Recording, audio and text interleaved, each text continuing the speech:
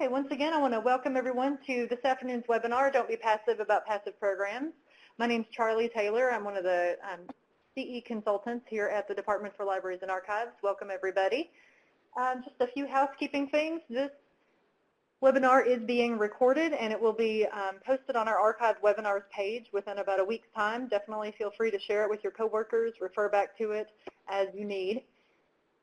If you have any technical issues, go ahead and chat those in, and I'll do my best to help you out with those. If you have questions for our presenters, go ahead and chat those in as well, but we're going to reserve them until the end, where we've saved some time at the end to answer all of those. So please feel free to chat them in and talk amongst yourselves, share ideas, use the chat box as much as you like, but we'll save questions till the end. And looks like everybody is good. Everybody's saying hi. So with that being said, I'm going to go ahead and turn it over to our presenters. We have April Ritchie and Laura Leckley from the Kenton County Public Library. Well, hello, everyone. Hello. We want to thank you so much for choosing to join us this afternoon to talk about passive programs. We do have our entire screen on our end taken up with our presentation so we can see it well as we talk. So we cannot actually see your comments and questions, but Charlie will hold the questions and we'll be able to see those at the end. And we are going to allow 15 minutes at the end to take your questions and comments. So as Charlie introduced, I'm April Ritchie. I'm the Adult Services Coordinator at the Erlanger branch of the Kenton County Public Library. And my name is Laura Leckley. I'm the adult programmer here at Erlanger. Okay, so we're going to keep it pretty simple today, and we are going to we're going to do three things. These are the different components for today's presentation. First, we're going to talk about what are passive programs. So we'll define them, discuss them. And then second of all, what we wanted to do is give you some concrete examples of some passive programs that we've had pretty good success with. Photo boards, displays, and art gallery walls. And then the third thing we want to do is take your questions and have a discussion about passive programs. So that's what we're doing today. So what are passive programs? So I did find some definitions out there online. So Ohio Library Council defines them like this. In the simplest of terms, passive programs alludes to programming which requires little or no effort or money for the library's part, with simple setup and little to no supervision. Laura and I had a pretty good laugh because she slightly disagrees with this definition, just for the fact that it says that the programming requires little or no effort. Some of our passive programs that we do require quite a bit of effort on the front end of things, but then once they're up and running, not so much. So we slightly disagree on that one, but for the most part, we agree. The second definition I found was on the Advanced website, which is a DIMCO company. Some of you may be familiar with Advanced. But it says little or no staff interaction happens during passive programming. Instead, you set up your passive programs and let your patrons stumble upon them. Passive programs can be a memorable part of a patron's day, and hopefully something they will go home and tell friends and family about. So the phrase that caught my eye in this definition is memorable part of a patron's day. Think about what that means. We should all be aiming to delight our patrons. Little things are what bring people back to the building and also build community support. So this is the why of this program presentation, why we should do passive programs, because we want to delight our patrons. And I also wanted to just let you know that if you are not on Pinterest and you are thinking of doing passive programs or already are, get an account and go on Pinterest, because there are tons and tons and tons of ideas about passive programs. Just do some keyword searching and you will definitely have more ideas than you can possibly implement. And so next, Laura is going to talk about one such idea. Hello, everybody. Again, my name is Laura Leckley. I am an adult programmer here at Erlanger.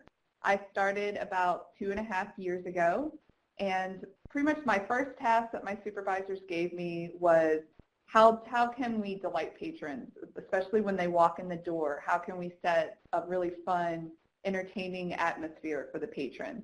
And that's when we discovered photo boards. So I'm going to talk about 3 things with the photo board, like the importance of them, how much they are used now, and also how we built ours. It will be different for every library. Actually, do the slides. Sorry, everybody.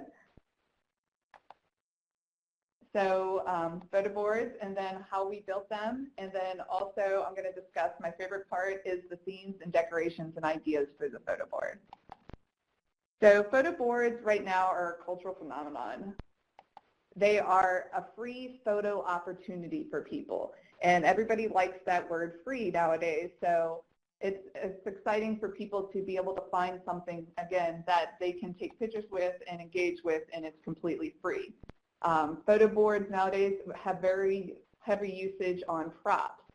People like to be engaged and interact with things and be more hands-on, so you have a lot of props that will actually entertain patrons. Also, photo boards have become a mainstay activity at weddings. I'm sure we all have been to a wedding recently where there is a photo board. It's something that people can play with, and it's a keepsake they can take home with them. And you'll watch all night long. The same people will keep going up and just do different goofy poses, and just you go in there with all types of friends and family. And also, it is very popular at fundraisers and social gatherings. We actually had a photo board at a fundraiser back in 2015, and then when we had the fundraiser coming up again in 16, everybody was excited, and they're like, what are you going to do with the photo board now? So it is a big draw for people. And also social media. Pretty much every time somebody posts a picture, and like if you put your hashtag in there or your library name, it is free marketing for your library. It's getting out there. Then there's so many different social media sites that obviously you share pictures on, so it spreads it throughout the entire social media world. So this shows the basics of how we built it. We wanted to try to keep it under $100. Like I said, this will work for some people, but not everybody. We stuck with MDF board and then 2x4s. The biggest thing is you want to make sure that it is steady, because people will hit it and like run into it, so you want to make sure it's not going to tip on people, obviously. So that's why we did those really large feet at the bottom. The other thing that we added was chalkboard paint. We painted one whole side with chalkboard paint so that we could draw on the board. We also used leftover MDF boards to create those quote boxes that you see down at the bottom. And those we just use chalkboard markers on so that we can just erase it and change it for another photo board theme. And people really enjoy those because it's similar to what they do on Snapchat, where they can actually put text in the picture, and they have a lot of fun holding those up in the picture. So now we are going to discuss my favorite part. It's the themes, decorations, ideas you have, and after a lot of trial and error, I have learned 6 simple facts about how to design your photo board. All right, so number 1, you must appeal to all demographics. Again, you're trying to engage everyone that walks into your library, adults, seniors, children, everyone. So you want to try to do something that's more broad and wide. Some of the more popular ones are like superheroes or Harry Potter or things like that, because it kind of appeals to the child and everybody wants to play and have a good picture taken. And this is a big one. Props and cardboard cutouts are the biggest appeal. Everybody likes fancy backgrounds, but people like to interact and actually get pictures with things and hold things and stuff like that. Our cardboard cutouts right now, online you can get them for about $30 to $100. but we actually, if you contact companies, they can give you deals. There is one company that we use a lot. It's called Advanced Graphics, and I actually talked to them, and if we buy in bulk, we can get them under $20 a piece. So it's really good, and as of right now, after 2.5 years, we have almost 45 different cardboard cutout stands. And actually, we took them to our KLA conference. We did the same presentation there, and we had them out in the hallway afterwards, and the hallway got so clogged up because everybody wanted to get a picture with these cutouts. We had like Doctor Who and The Rock and everything like that. So everybody it's fun to get a picture with these cutouts. So that is, I would say, if you're gonna spend the money, definitely go with the cardboard cutouts and props. Try to focus on those the most. And you gotta say, what would people like to get a picture with? And the company that we order most from that Laura mentioned, we have to put in a bulk order of how many? Usually 6 or 7 at a time. Yeah, and we get a big discount. We get a really big discount, so it actually makes them affordable. Mm-hmm. All right, and so then when you are making your props, I would be as thrifty as possible. The biggest fact is props will walk off and disappear and or get broken. It's just inevitable. You have these things at the front, people are playing with them, children pick them up and start playing with them. They're going to walk out the door with them. We actually just recently had it. So my advice is to make your own props. I use the children's department, all their crafts, and make my own props. And you can do simple, basic things like mustaches or hats or even just glasses, something simple. You can go to the dollar store. I love the dollar store at this point because you can buy very simple, cheap things that you don't care if they get broken, because they will. And that's the thing. You do not want to use anything that like a staff member or a personal item, because most likely it will get broken. The other advice with props is only put out a little bit at a time and always have backup. So like if I have Harry Potter, I have Harry Potter's glasses, and I'll only put like 2 or 3 out at a time. And then once those start to disappear, I'll keep putting more out to make sure that everybody has a chance to get a picture with those. And then with that, the backgrounds. When I talk about backgrounds, I mean the actual backdrop, what's behind the people. Keep that as simple as possible. You can just buy plastic or tablecloths and stuff to put it up behind, because they're going to get blocked. People are going to be standing in front of it. You're going to have people with props in front of it. You're going to have cardboard cutouts, everything. So the very actual backgrounds, you can stay as simple as possible. And you can also get backgrounds that you can use several times. Examples would be like red brick or stone walls or water, like ocean, because you can use those several times for several different themes. We have a stone wall that we've used for a castle for princesses. We used it as a stone cottage. We used it for a Downton Abbey program.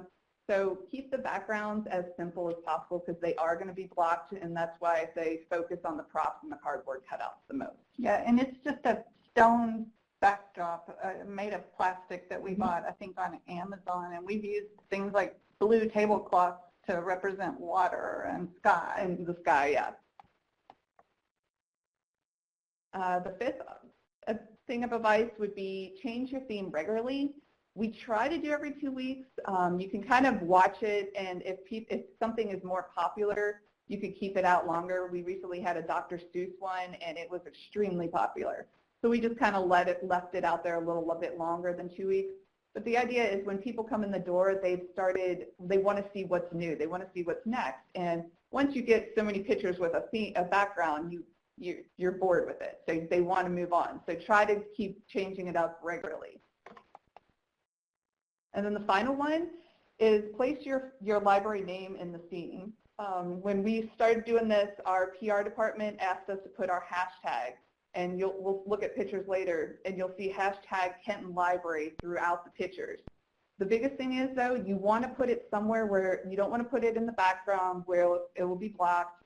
You don't want to put it on the edges because people will just crop it out. You want to actually put it on the props or put it as part of the scene, so that when they post it and share it on social media, right there is going to be your logo, your library name or something. So it's going to get spread out there between everybody's families and friends. So here are some of the examples of photo boards that we had. Like I said about working your hashtag in there or your logo, if you look at the Harry Potter one, you see the platform 9 3/4, and right under it you'll see our hashtag. You need to actually put it in there because like that you're not going to cross that out. And you see a couple of basic backgrounds, and we have lemonade, things like that. The Easter one I added a little bit different. I had footprints leading to it that the kids had a lot of fun with. And we also created little peeps that hang up the top there that actually have that hashtag Kenton Library on them. Yeah, it's hard to see, but the peeps spell out hashtag Kenton Library. Mm-hmm. All right, and the biggest thing you can use photo boards for is to promote your upcoming program. I try to plan ahead of time. I look to see what programs we have coming up, and then I plan photo boards for them. Like the one with Harry Potter. We had people will come in the library and they'll be like, oh, why did you decide to go with Harry Potter? And you'd be like, oh, because we have this program in 2 weeks. So it's a great way to advertise your upcoming program. You can also just put the cutouts in your entranceway with a flyer of the upcoming programs too. You don't necessarily have to have them at the photo board if you want to just use the cardboard cutouts. And I also wanted to show, for examples, that Harry Potter theme. If you notice the candles there, we actually hung those from the ceiling. That's something we started doing the same with the space theme. Use the ceiling. You hang things from the ceiling. It can make it more engaging picture and kind of a 3D look to the picture. The really lightweight things you can hang from the ceiling. And those actually aren't real candles. They are battery powered. Yeah. Also with the photo board, stick to seasonal things. If you notice, like the space one, it was one of those National Space Months, and we had the Reds one was during the All-Star game. Actually came here to Cincinnati last year, so we made sure to have a Reds theme. So when you're planning these, not only plan them around programs, but plan them seasonally. You have different things like Star Wars and stuff like that. And the Jaws cardboard cutout, we actually had to make that ourselves. We had a volunteer make it because we couldn't find one for sale. So we actually had to have someone with some artistic talent make that for us out of a large piece of cardboard. And with photo boards, get your staff involved. I always ask staff for if they know of any upcoming events that they think we should put on the photo board. You also can just ask their interest and if they have any ideas, because staff members love to get pictures with the photo boards just as much as the regular patrons coming in the door. And then they're going to share that and they're going to talk about it and they're going to put it on their social media. So it's a great way to just advertise your library. At the top on the left there, that's actually Dave Schroeder. He's our library director, and he had a lot of fun just playing with the snowballs on one theme. And we actually have April, who's sitting right next to me. She's on that far right scene with Star Wars. And again, we used the ceiling to hang that Death Star there, and all the ships are actually hung up. And so it gave it more of a 3D feel. But it's a lot of fun, and the staff loved and enjoy getting involved with it just as much as patrons. And then this just shows the numbers. You're probably asking how we keep our numbers. Our photo board is actually located towards our entrance. We wanted people when they first walk in the door to be able to see it. And across from it is the circulation desk. The circulation staff will just keep an eye out, and they'll actually keep a tally of every time somebody interacts or is engaged by the photo board, and they'll mark it down. Here are some of the numbers that we have gotten. If you notice Star Wars, everybody I'm sure is aware of May 4th. May the 4th be with you. So we did a Star Wars theme.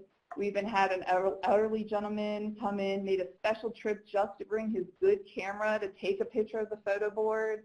He was so excited about it. And then the other more popular one was the Red Legs. Again, that was the All-Star game.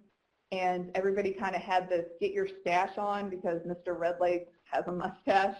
And so I had little cutout mustaches and everything, and everybody had a lot of fun with that theme. But this gives you an idea of numbers because we had over 600 people interact with just that Red Legs photo theme at that time. So biggest thing is when you're doing this, you want to engage people as they're walking in the door and delight them. And people just, they're constantly coming up to me, and just as I'm even designing the photo board and putting up the new theme, they'll actually stand there and watch me and try to guess what's coming next, and they get super excited, and the kids are like, can't wait for me to finish putting it up. I've even been halfway through putting up a theme and people are taking pictures with it. And they offer to help put it up. Yeah, they even offer, they ask if I need help putting it up. And again, that's why I kind of was a little hesitant about that first definition that April gave, because it does take a lot to actually set it up and everything. It takes a couple hours and it will take some money, but then once it's up, you just keep track of how many people interact with it, and you just sit there, and it's just great to watch people's faces as they just light up and they have so much fun. And not just children, but adults. Everybody loves to get these goofy or fun pictures. And we've had people call on the phone and ask how much longer we're going to have a certain photo board up, because they want to be sure to come in and get their pictures. Or bring a specific family member that really loves whatever theme we're doing, and they want to make sure that they can make it in to get the pictures. So it's a lot of fun, and you leave smiles on people's faces with these photo boards, and so that's the best part of them. All right, thank you. Thank you, Laura. Okay, so what I'm going to talk about now is another form of passive programming. I think a lot of libraries are probably similar to ours in the fact that we have some display cases. We have several large display cases with glass that lock, and they have a lot of shelves in them. And one of our display cases happens to be in our front lobby, our entrance, and it's pretty enormous, and it has a lot of shelves. So it's not the kind of thing that you can leave empty. You have to have it decorated and looking nice. And so it's a little bit time consuming sometimes to get the decorations in, but it's also a lot of fun, and I also have people offer to help me when I'm doing it. So one thing that we try to do, here's a tip for you, is to just put in seasonal related displays, because if it's, say, a spring display, you can leave that in for a couple of months. You can reuse the items next year in a different configuration, so it won't look like the same display, but you can reuse your decorations. So we do a lot of seasonal displays up front. And we also try to put in items in the display cases that appeal to all age groups. We want to delight the adults just as much as the kids. And if you can tie the display in some way to your upcoming programs, that's really icing on the cake. And for bonus points, you can also try to tie in your collection as well. So if you can tie in multiple aspects of what your library is doing into your display case, that's the best case scenario. So this particular display was a winter display that was pretty popular, and so I made the case. I wanted it to look very wintry, so I went with a white theme, and it was birds and snow. So I had a lot of birds from different sources. I did a lot of thrift store shopping and could pick up birds for like 25 cents or 50 cents a piece. The one bird that you might be able to see hanging on a branch that kind of looks like a stork in a circle, that was actually printed on our 3D printer here. And so this was one of the displays that was quite popular. There's more of the birds. I had a collection of owls, and we did tie in some poetry with this particular display from books in our collection. So besides the strict color scheme, I also reused many items such as books that we had weeded. We were able to collage some books we ripped out pages from within them, and I guess that's heresy for a librarian to say, but we did. And I had a staff member who was really good at collaging, so she collaged the covers and made them look white and cream color to go with our display.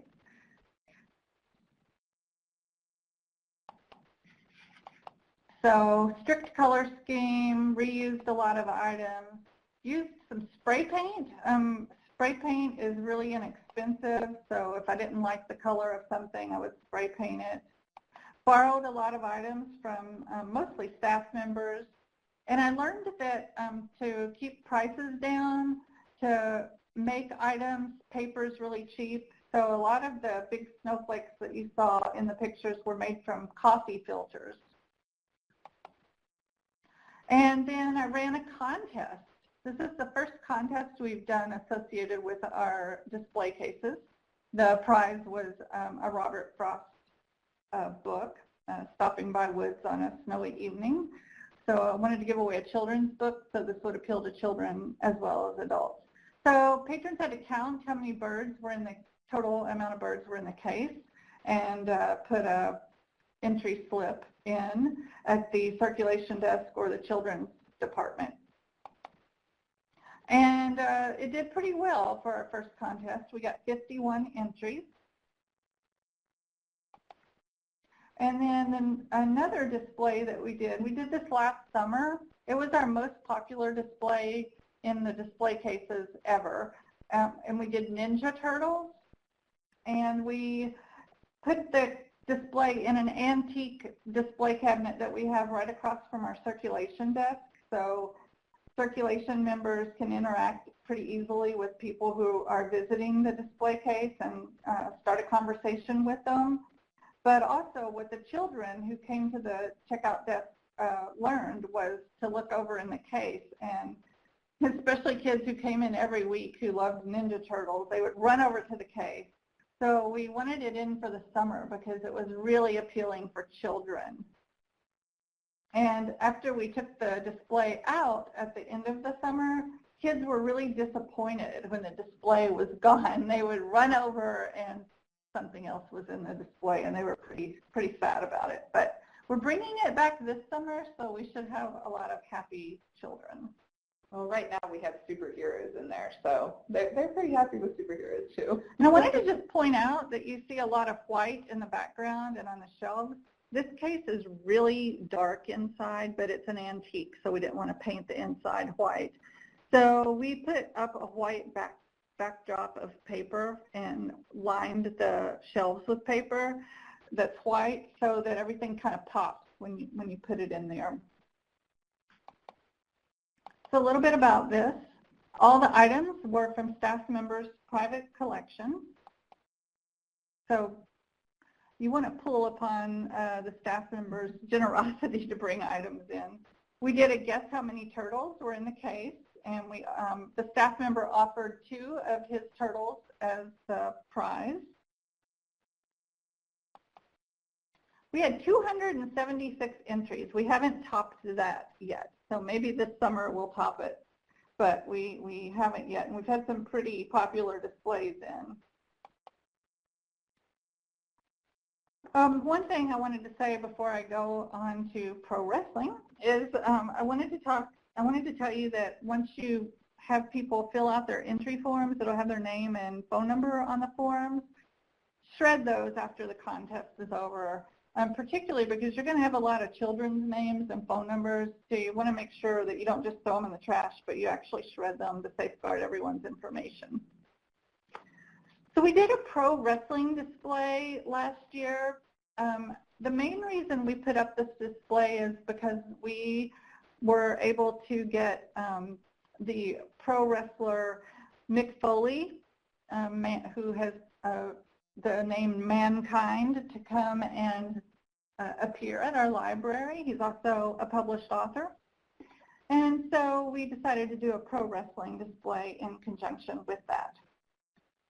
And we put these cardboard cutouts around the display in order to draw people over to it. And we left the cabinet doors open to take this picture, but normally you can see that it has glass doors, and those were normally kept locked. And we kept the cardboard cutouts in front to draw people over.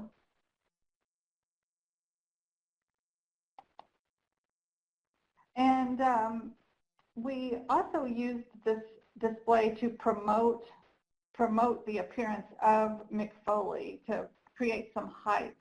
And we also ran a contest with it. You probably can't tell in this picture, but the prize was a Mick Foley, a Mankind vintage yo-yo, which is on the second shelf down. And that was a pretty popular contest, so I would call that a success. All the items, again, were from staff members' private collections. And the contest was guess the branch manager's favorite pro wrestler. And a lot of people guessed that it was Mick Foley, just because he was making an appearance. We tried to give them a hint, and we actually put The Rock, Dwayne Johnson's cutouts, in her office so that when people looked over, they would see him in the office, because that is her favorite one. But a lot of people didn't notice. They just guessed Mick Foley because he was coming. Right, and the display case is right outside of her office, so we thought that that would be giving them a large hint, but not too many people guessed correctly. So what we try to do is really package several things together with this display. So we had the display, the contest, and a photo op. A lot of people went over to the display case just to get their picture made. They took selfies or had someone take their picture with the cardboard cutouts that were standing around the case. So it sort of served multiple purposes, and as we keep saying, delighted our patrons who came in. And everybody loves the cardboard cutouts? Yes. We had 87 entries for that contest, which was pretty good. Again, nothing has topped the Ninja Turtles yet. So next, I want to talk a little bit about tips for making better displays that I've learned. You want to appeal to all ages. You want to run contests with their displays when possible. You don't have to run a contest with every single one, but people love, love, love to enter the contest. So to make this affordable, you want to borrow items, reuse items, pick up items at the thrift stores, or make your own materials for the displays. Use paint. It has transformative powers. I can't tell you how many items I've taken home and spray painted in my garage and then brought them in to put in the displays. And then try to tie your displays, your contests, your photo boards, and events all together if at all possible. Tie as many of those components together when you can to create a total package. I'm a person who really likes a good theme, and I think Laura is too. So next, I want to talk about something that we've been doing for about the past 2 years. We have a large meeting room space in the front of our building, and it's a big room that can be turned into 2 rooms. And depending on what's going on, we either have it as one large room or 2 rooms. And so we have a lot of wall space in those rooms, and it's really in tall ceilings. So it's really difficult to fill that space. So what we decided to do was we bought some pretty inexpensive art rails. I think we got them from Amazon, and we put them one on each wall, and we transformed this space into art gallery space. So it's doing double duty as meeting rooms and gallery space now. And what we're doing is we are giving local artists a space and an opportunity to show their work. And we really have a captive audience in there anytime we have a program going on. So the walls get noticed. And the benefit to us is that our walls aren't blank any longer, and we fill them up for free because artists want to have their works exhibited. And we expose our visitors to art they may not otherwise get to see. So we're supporting the local art scene. This first artist, Kevin Minty, he is an artist and an NKU, Northern Kentucky University professor, and his exhibit here was called Destinations, and he does photorealism. That's the style of his paintings, and they do look very, very realistic. Yeah, that's a painting, not a photo at the top of that. Yeah, it was amazing. Looks like a picture, but it's actually like a photo, but it's actually not. It's a painting. And so he's a local university professor with lots and lots of connections with artists and art students. And he helped us to find at least 2 more artists that we later had exhibits for in our meeting rooms. So he's been a good connection for us to have. We try to give each artist a proper art exhibit opening, and just like they would have if they were having an exhibit at a gallery.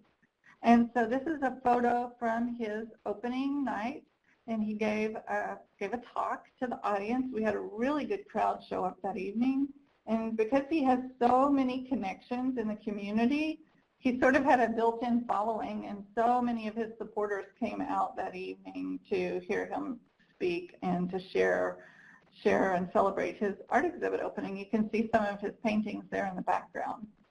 And actually, what's interesting, you might see the woman in the bathing suit in the middle. She actually came to the opening and brought her family. And brought her family, and she was the model for the painting. And she stood under the painting and got her picture taken with it. Yes, that was really neat. A lot of the people that were in it, since they are local, came in to get pictures with it. Also the same with the far left one. It's a grandfather and his grandson.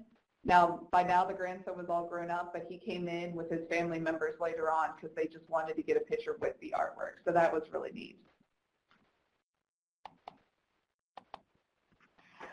And so just like an art gallery, we offered refreshments for this event to make it feel special. So we had some cheese and fruit trays and pretzel dips and pretzels and some sparkling cider and water, and tried to make the tables look fancy with the flowers and everything. So it would really feel like a true art gallery opening for the exhibit. And one of the artists that he recommended was Matthew Albritton. So he had an exhibit here, and he was a really interesting photographer, and he actually traveled around the United States and took photos of all the birthplaces of every U.S. president from Washington to Obama.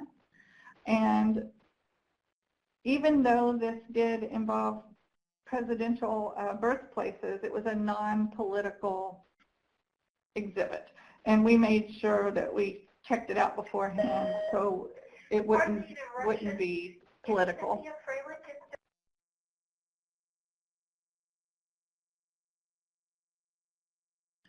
Sorry about that. We had an announcement that was just made over our loudspeakers at the library, so please pardon that interruption. And that's just a photo from his opening event. Although there's one person in the photo, it was actually very well attended. So. And what's neat with those photo rails is that you can adjust them. It's just wires that you can move. So if you notice, one art wall only had, the first guy, he only had 5 paintings on there, and then this one there were 44 paintings, or 44 pictures. So that's what's really neat about the rails that we bought. You can adjust it and add more pictures if you want. And if anyone wants more specific information about which ones we purchased, they were very inexpensive. You can contact us. And the last exhibit I wanted to discuss was, we were so lucky. We were able to contact the Charlie Harper studio in Cincinnati, since we're just across the river, and secure an exhibit for our library. This was a pretty big deal for us, since Charlie Harper's works are so popular right now. They're on greeting cards, they're on puzzles and calendars, they're everywhere you look. The son of Mr. Harper was scheduled to speak about his father's legacy, so we had a lot of interest in the event. It ended up that his son actually didn't end up getting to come, but they did substitute a speaker for us from the studio, so it was still a very, very nice event, very well attended, and the art ended up looking great on the walls. So we had a nice turnout for that one. So a few things that we've learned along the way. You want to make sure that the art is insured. So if you have a business office, you're going to work with your business office to work with the insurance agent to make sure that they're insured. If not, the director will probably have to take that upon themselves to contact their agent. We, I think, just bought some sort of rider so that, because we have ongoing exhibits, and so they're all insured now. Make sure that you safeguard the artwork. One thing we did was we hang ours high enough on the walls that little hands from little kids can't touch them and stick gum on them or smear chocolate on them or pull them off or whatever. So that's one thing. You may need to keep a certain room locked at times of the day if someone can't watch the art, if it's valuable. So depending on your library and your setup, you may have to just take certain measures to keep the artwork safe. Make sure you do host exhibit openings if at all possible to make it feel like a gallery. And you want to find contacts in your community that are plugged in to other artists in the art community. This is going to help you connect with your community while making your walls look fantastic. So it's a good public service as well. So now we want to open it up and find out what sorts of questions or comments that you have. Charlie was going to hold those for us till the end. And I think we're running right on time. We should have 15 minutes here to talk about this. Yes. Sorry, we've had a very active chat. I was just typing. We've had lots of ideas coming in. A lot of them are more traditional programming suggestions, but there's definitely a discussion about book face. Do you guys do that at all for any kind of programming in Kenton County? What were you asking about? Sorry. Book face. We did a table. Yeah, we did. We had a table for that at our entrance with that, doing that, because we also have, because like I said, we like to try to focus when people walk in the door. You have the display cases there, you have the photo board, and we also put a table at the front with books and other things, and we did have book face up there at one point. It was popular, but honestly, it was harder to keep track of how many people interacted with it because it was up front. We did ask people to post the pictures on our social media, but a lot of people don't, unfortunately, but we didn't have any contests or anything with that one. Okay. Looks like some libraries are enjoying it, but I can see where that could be a problem. It can be a lot of fun. Yeah. We have a question. Do you have suggestions for tracking numbers of patrons interacting with passive displays or programs if the display in question isn't within eyeshot? So if a staff member can't see it, how would you track the numbers on it? Well, that's one reason we like to run contests with our display cases, because we keep track of how many people enter the contest. That's one way that we can track interactions. Another thing is, too, if you have, it is promoting a program, when that program happens, make sure you have somebody staffed near it, especially the day of, because people after the programs love to go up and get a souvenir picture with the photo board. So that's always a big jump in our numbers when there is an actual program, because it's drawing in those people that really love what the theme is that you have up. The other suggestion is I have with the photo boards made a little like chalkboard tally sheet. Like when we did Dr. Seuss, I had them put their favorite title of a Dr. Seuss. So kids love to draw anyways, but then I was also able to count how many people were actually marking and tallying. And we did one for Thanksgiving. It was, what are you thankful for? And I had people write different things up on the big board. So that was kind of a neat way that we could keep track of how many people were actually interacting, and people got to leave their mark and write on things. They really enjoyed that. Any more questions? I was just going to ask, it seemed like a lot of the discussion in the chat was about obviously we're here for adult. Is there adult? This is adult programming themed. Is there? But also obviously some kids are going to get involved with this stuff as well. Do you think? What do you think is probably the most popular with adults? Specifically with adults. Most popular with adults. Oh, wow. Some of the kids' themes really, Harry Potter was really popular with everyone. Superheroes. Oh, okay. Superheroes. I mean, pretty much a lot of, you got to think they kind of engage, like I said, it's the child in every adult. They kind of see it and they're like, oh, that looks like fun, or even a space theme and things like that. When you do the props, you have to try to think of both ages. You know, like what would kids like to hold up to their face, or you have to make sure you get different sized props so that adults can interact as well as children. But that's the thing, when you're picking a theme, you have to kind of try to get something that would appeal to everybody. And popular culture references, I think, are most popular. So superheroes, Harry Potter, Dr. Seuss, anything that is out there in pop culture or in books and movies, that's extremely popular. Mm-hmm. Yep. Good suggestions. We're a lot of what suggestions came in. There was a couple of a really good one about inviting community members to come in and write messages to the high school graduates on a whiteboard. That's a great idea.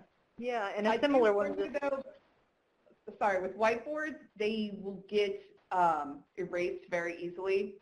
We have learned that, unfortunately. So you have to be very careful about when you do put boards out and stuff like that, because kids will just go by and wipe their hand on it. Chalk stays a little bit better, but that's why we actually invested in those chalk markers. You actually have to wash those off. But like regular chalk and the whiteboards, people easily kind of will erase on them. And anytime you put any kind of markers or chalk out, you also have to really monitor what people write, because we have had some inappropriate things written. Yes. Of course. Of course. And we're also seeing an interesting one about around Veterans Day, having patrons come in and write veterans' names on yellow stars, and then they tape them to the walls so everybody in the community can see the names of the veterans in the community. We actually, right now in our library, we bought 2 cutouts. One is an actual soldier in cameo, and another one is a World War II Marine. It's a black and white one saluting, and we have those out front with flyers because we're doing a veterans lunch, and we're collecting letters that people can write to veterans, and we're going to send them out to an organization that gets the letters. So we actually have those out front right now for Memorial Day, just promoting the veterans lunch and collecting the letters, and we pull those out for a lot of the national holidays and things like that, which is a lot of fun. And people really appreciate us showing that support. Yes, I would think so. And one that I think is interesting, and you're sort of seeing this become more popular, not just in library land, but all over, is taking a selfie with a library logo, like on a T-shirt. You have your library logo on a T-shirt or a promotional item when you're traveling, and take a selfie with it and then send it to the library, and they'll put it on their Facebook page, use it as a contest, that kind of thing. Well, that's why our PR department set up the hashtag. Because if you put the hashtag, it would link all the pictures to the Kenton Library, which is what they really wanted. And it will also link onto Facebook. I have had competitions in the beginning with the photo board that if you post your picture, I think it was when Guardians of the Galaxy first came out. If you post your picture with the Guardians of the Galaxy characters on our Facebook, I would pick a winner, and they won a little raccoon. So you can do things like that, or they can win a selfie stick. We've had those competitions. So you can try to encourage people to put it on Facebook. And also for big events like Mick Foley, we actually had the background set up, and we took pictures, and then we posted them on Facebook for people to get the pictures. And they tagged themselves, and it linked back to our webpage. And we also made sure we put a watermark of our logo in there, because you want to make sure you put that in there so that when people are sharing all these images, that your logo, your name is still in there. Yes, there are apps that you can download, like to your iPad, that will do watermarks, and so that's what we did, so that couldn't be cropped out. Mm-hmm. That's a great idea. Yeah, the selfie stick is a great idea. Tracy agrees. Yeah. Tracy, yeah, that's a great idea, especially for that Yeah, particular there was kind of contest. I'm reading everyone's comments, and everyone has such great ideas. I love this. Yes, and I just wanted to say I'm going to be happy to do this. I'll take the chat and turn it into just sort of a document of ideas and suggestions, and be happy to email that out to everybody after it's over. Because there's so much content here. And I mean, that's the thing. When we have programmer meetings here at the library, I talk about the photo board, and I'm like, anybody have ideas? And you tend to bounce off each other. And the idea is just what entertains people, what's going to draw them to these things. And everybody has a different idea, and you just bounce off each other, and you can come up with some amazing things. And don't be afraid to do some crazy stuff. We, for one event we had, we got a regular patron who has an old vintage Crosley car. It's a pretty small car, and it's very lightweight. We had him bring it inside our building to an open area that we have, and then we created with straw bales and mums and picnic baskets. We created a whole outdoor fall picnic scene, and then people could sit on the straw bales in front of the Crosley car and get their picture made. And it was really pretty elaborate, and that was probably one of the most popular aspects of that event that we did. A lot of people came in and got their fall family picture at the thing, and we had a lot of seniors come in talking about the car and about how they remember driving that. And we had one gentleman that was reminiscing about how he took his driver's test in that exact type of car. And so it's very entertaining, and again, you just appeal to all the different ages with things like that. That sounds adorable. I love that idea. Any other questions? It was a fun thing. We did have to check with our insurance agency about having a car inside. Oh, sure. We were compliant with everything, but it was a lot of fun. So, you know, don't be afraid to do something kind of out there. And we did just have a question from Kelly come in. I don't know if y'all saw that one about so a contest where patrons would take pictures of themselves using the library? I see that question now. We have not done that exact thing, I don't believe, but that sounds really fun, actually. Yeah. Have you done that, Kelly? That's a good idea. Getting people in the library. Well, they've done things where they hid things throughout the library, and you find them and take a picture with them. We've done different stuff like that to draw them in, or go take a selfie with this character in nonfiction or something like that. Right now we have a Where's Waldo contest going on. Right. So.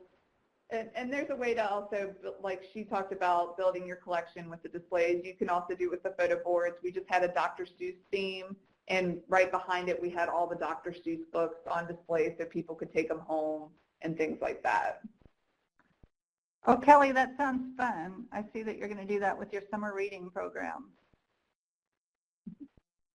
You have to let us know how it goes. Send us an email. Yeah. Yep, send it out over the CAPS listserv if you're on that listserv. Let us know how it went. You can send pictures and links or anything. What other ideas are?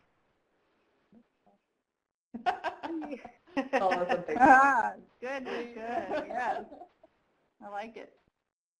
You'll go ahead and continue to chat in ideas, and April and Laura, if you'd like to sort of look at the chat, take a second for that. I'm just going to go ahead and go through the rest of the slides here at the end. And then we'll be free up for little more discussion at the end. Just wanted to put a plug in for the Institute of Museum and Library Services, who is responsible for this webinar in part. And don't forget to follow us on social media. We have a Twitter and Facebook account. Get lots of announcements about webinars in particular there. And I just wanted to advertise a couple more. We're getting ready to put our next quarter of webinars up on our Google Calendar, but these are the next 3 that are coming from us. We have a Reader's Advisory for Fantasy next week, learn about difficult patron interactions. And then in June, we've got another adult programming webinar on Fun on the High Seas. So I'm not the presenter on that. I'm not sure what exactly is going to be presented, but I'm sure it'll be great. So it looks like Pam has chatted in another one. Yep, didn't even know it was passive programming, and you were already doing it. See? Sometimes I think the word activity or activities is a better substitute for the word programming, passive activities. I think passive programming, sometimes that can be a little bit of a misnomer. So Tracy says, we also do a scavenger hunt within the library. The questions change weekly. One winner is chosen weekly and usually wins a Subway gift card. That's a fabulous idea. I love that. We're actually doing a pirate little search and coming up this year too. We're going to have like a pirate treasure hunt in the library. And we did the Elf on the Shelf. Did anyone else do that? Yeah, we hid the Elf on the Shelf throughout the library, and people had to find it to win the prize. So people would come in and ask us if the elf had been found. One time he was actually in the Crosley car, so that was a lot of fun. I have to tell you that Laura did something funny. When we had the Crosley car out for the picnic theme, she rolled down the back window of the car and got a we have a stuffed animal collection in children's. She got a stuffed dog, and she posed the dog like it was kind of hanging out the back window, joining the family for the picnic. It was very cute. So it's good to try to think of pretty whimsical ideas. Very cute. Give this to someone that's really creative on your staff to do. Or like I said, just engage a group of people and just watch the ideas come. Everybody just bounces off each other. And I get my best ideas when I talk to other people and other programmers. So I'm actually very excited to see what people have suggested on the chat. Absolutely. That's a good idea about the Easter eggs, Amy. I like that. And Holly says they do the Elf on the Shelf in McCreary County. Yeah, that's a fun one. See, lots of you are already doing stuff, so it just makes your patrons happy. It makes them want to come back. Thank you, everybody.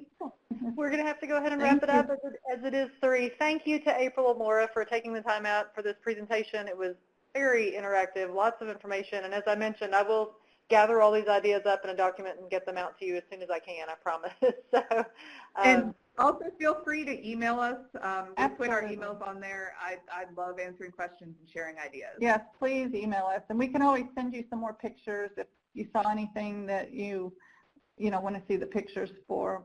And again, thank you all so much. I know you are busy. Thanks for choosing to join us today. We really appreciate it. Yep, and don't forget this webinar was recorded, so you can come back and review it or share it with any staff that you want to inspire as well. So thanks, everyone. Have a wonderful afternoon, and we'll see you at the next one. Thank you, April and Laura. Thank you, Charlie. Bye. Bye-bye. Absolutely.